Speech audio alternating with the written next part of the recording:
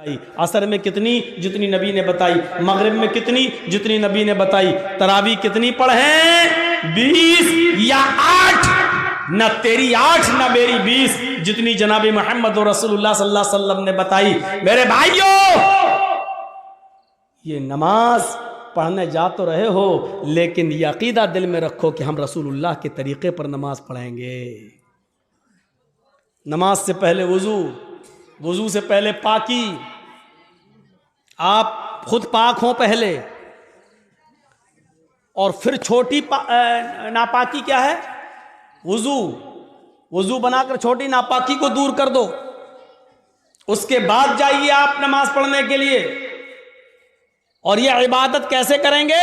جب آپ وضو بنا کر گھر سے مسجد کی طرف نکلیں گے تو اللہ تعالی ہر ایک قدم پر تمہیں ایک نیکی دے گا. ہر قدم پر ایک نیکی اور ایک گناہ معاف بھی ہوگا. جیسے ایک قدم بڑھایا ایک نیکی ملی اور ایک گناہ معاف. دوسرا قدم بڑھایا ایک نیکی ملی اور ایک گناہ معاف. تیسرا قدم بڑھایا ایک نیکی ملی اور پھر ایک گناہ معاف. چوتھا قدم بڑھایا ایک نیکی ملی اور ایک گناہ معاف.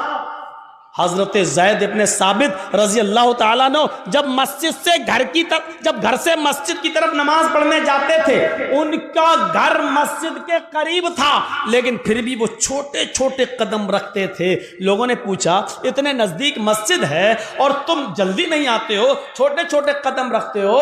تو انہوں نے یہی حدیث پڑھ کے سنائی تھی کہ اللہ کے نبی نے فرمایا تم میں سے جب کوئی شخص مسجد میں نماز کے لیے جاتا ہے تو اس کے ہر ایک قدم پر ایک نیکی ملتی اور ایک گناہ معاف ہو جاتا ہے. میں اس لیے چھوٹے چھوٹے قدم رکھتا ہوں تاکہ میرے قدم کی گنتی زیادہ ہو جائے، مجھے نیکیاں زیادہ مل جائیں اور میرے گناہ زیادہ سے زیادہ مٹ جائیں. تو میرے پیارے ساتھیو، یہ آپ کو تبھی ملے گا جب آپ گھر سے وضو بنائیں گے، اور وضو بنانے کے بعد جب گھر سے نکلیں گے تو حالت وضو کا ثواب اور وضو میں نماز کے لیے جو قدم اٹھیں گے یہ باوضو ہو کر جب اٹھیں گے تو اس پر اور زیادہ ثواب.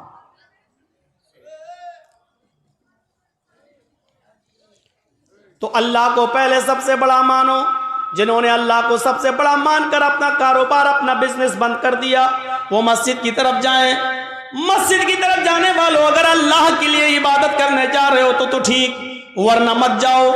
اور اللہ کے لیے عبادت کرنے جانے والوں، اگر یہ عبادت جناب محمد رسول اللہ کے طریقے پر کرنا ہے تو ٹھیک. اب یہ 3 چیزیں بتانے کے بعد اب کہا جا رہا ہے، سنو، یہ 3 چیزیں اللہ کو سب سے بڑا مان لیا، اور عبادت اللہ کے لیے کرنے جا رہے ہیں، اور یہ عبادت نبی کے طریقے پر کرنے کا ارادہ ہے. نبی کے طریقے پر، نبی نے جیسے بتایا ہے. شاباش بیٹا، لے لو ہم بیٹھ گئے. لو یہ لڑکا آگے چل کے کیا بنے گا بتائیے تو. ارے کچھ نہیں، اس کے گھر والوں نے بھیجا فوٹو لے کے آؤ. اتنا ہم آپ جس اسکول میں پڑھ رہے ہیں نا اس کا میں ہیڈ ماسٹر رہ چکا ہوں. یہ بچہ کیا جانے بیچارہ فوٹو لے کے، اس کو کس نے بھیجا ہم لوگ سب سمجھ رہے ہیں. چلو تو ہو گیا بیٹا، ویڈیو بنا رہے ہو کیا؟ یہ سب بن رہی ہے. ارے آج کل کے بچے، ابھی شادی کر دو تو 2 بچوں کا باپ بن جائے گا. یہ آج کل کی اولاد ہے بھیا، آج کل کی اولاد. تو میرے بھائیوں سنو، 3 چیزیں بتائی گئی. اس کے بعد پہلے اللہ کو سب سے بڑا مانو. دوسرا، جب اللہ کو بڑا مان لیا تو عبادت اللہ کے لیے کرو، اور عبادت جب اللہ کے لیے کرنے کا پورا عزم ہو گیا تو یہ عبادت رسول اللہ کے طریقے پر کرو، نبی کے طریقے پر، رسول کے طریقے پر. کچھ نہیں چلے گا تیرا. نبی نے 1 رکعت میں 1 رکوع کیا، 1 ہی کرنا ہے. نبی نے 1 رکعت میں 2 سجدے کیے، 2 ہی کرنا ہے. نبی نے ظہر میں 4 پڑھی، اگر تو 6 پڑھے گا تو گناہ گار ہوگا. نبی نے مغرب میں 3 پڑھی، اگر تو 4 پڑھے گا تو گناہ گار ہوگا. نبی نے فجر میں 2 پڑھی، اگر تو 3 یا 4 پڑھے گا تو گناہ گار ہوگا.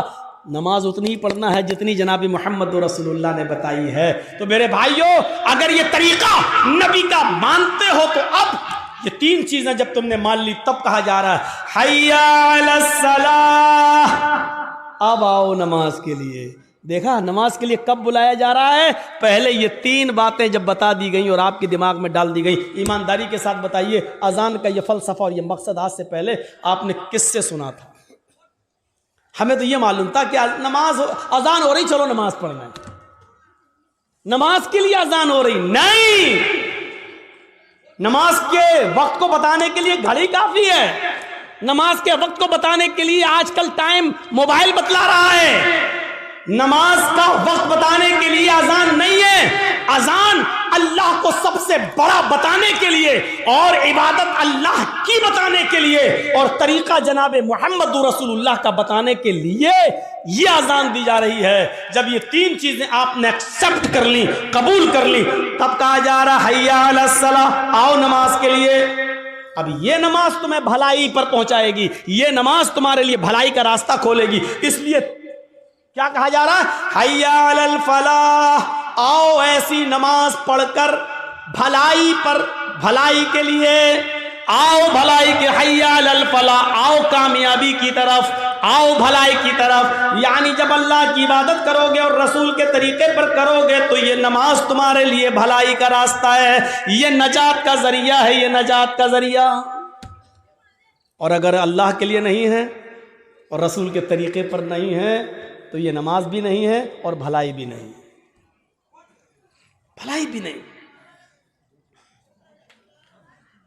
اس کے بعد پھر لاسٹ میں پھر کہا جا رہا ہے، آئے لوگوں ایک بار پھر سن لو، اب تک اگر اپنے گھروں میں بیٹھے ہوئے ہو تو ایک بار پھر سن لو، اللہ اکبر، اللہ اکبر، اللہ سب سے بڑا ہے، سب سے بڑا ہے، لا الہ الا اللہ، اس کے علاوہ کوئی عبادت کے لائق نہیں۔ آخر میں یہ جملہ کہہ کر پھر دماغ میں بھر دیا کہ پھر سوچ لو، اب بھی گھر میں رہنا ہے، اب بھی دکان پہ بیٹھنا ہے، اب بھی بزنس کرنا ہے، اب بھی سروس کرنا ہے، اب بھی آفس میں رہنا ہے۔ لاسٹ میں پھر سن لو کہ اللہ سب سے بڑا ہے۔ اگر آفس کا مالک نکال دے گا نکال دے، کیونکہ روزی وہ نہیں دیتا ہے، روزی دینے والا اللہ ہے۔ اچھا ٹھیک ہے، آفس میں بیٹھے ہو، اس سے روزی روٹی چل رہی ہے، پرائیویٹ جاب ہے، اچانک آگ لگ گئی، آپ کے دونوں ہاتھ جل گئے، اب کیا کرو گے بتائیے آپ؟ اب کیا کرو گے؟ اچانک بلڈنگ ٹوٹ گئی، گر گئی، دیوار گر گئی، یہاں پھسل گئے، ہمارے دونوں پیر ٹوٹ گئے، اب کیا کرو گے؟ آپ تو آفس کو سب سے بڑا سمجھے تھے نا، اسی لیے تو نماز پڑھنے نہیں آئے تھے، اب کیا کرو گے؟ صحتک قبل مرضک، اپنی تندرستی کو، اپنی جوانی کو، اپنی بیماری سے پہلے غنیمت جان لے اور اللہ کی عبادت کر لے۔ تصور کرو، اذان کا مقصد یہ ہے، اس لیے ہوتی ہے یہ اذان، اس لیے دی جاتی ہے یہ اذان، تاکہ اللہ کا سب سے بڑا ہونے کا تصور ہمارے دماغ میں رہے اور اللہ کی عبادت کرنے کا تصور ہمارے دماغ میں رہے، اور عبادت جناب محمد رسول اللہ صلی اللہ علیہ وسلم کے طریقے پر کرنے کا تصور ہمارے دماغ میں رہے۔